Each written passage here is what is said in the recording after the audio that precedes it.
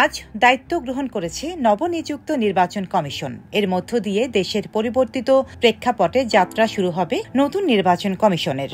এই কমিশনের সামনে রয়েছে নানামুখী চ্যালেঞ্জ।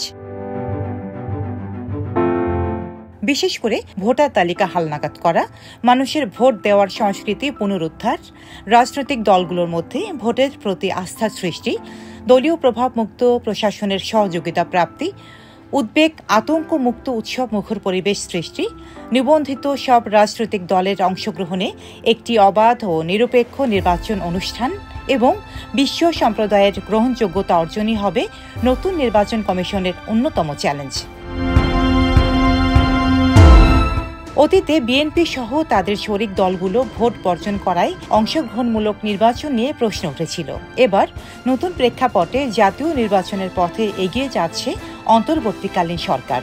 গত 5ই আগস্ট ছাত্র জনতার অভ্যুত্থানের পর থেকে আওয়ামী লীগ এক অর্থে নির্বাসিত বলা যায়। প্রধানমন্ত্রীর পদ থেকে পদত্যাগ করে ভারতে পালিয়ে যাওয়া শেখ হাসিনার নেতৃত্বাধীন এ দলটি আগামী নির্বাচনের আগে ভোটে থাকবে কি থাকবে না সে নিয়েও নানা রকম বাহাস রয়েছে। বিভিন্ন সময় সরকারের পক্ষ থেকেও বলা হয়েছে অপরাধীদের বিচার শেষ না হওয়া পর্যন্ত ভোটে অংশগ্রহণের সুযোগ নেই। এই বিষয়ে বিতর্কের ঊর্ধ্বে থেকে নির্বাচন অনুষ্ঠানও নতুন কমিশনের জন্য চ্যালেঞ্জের।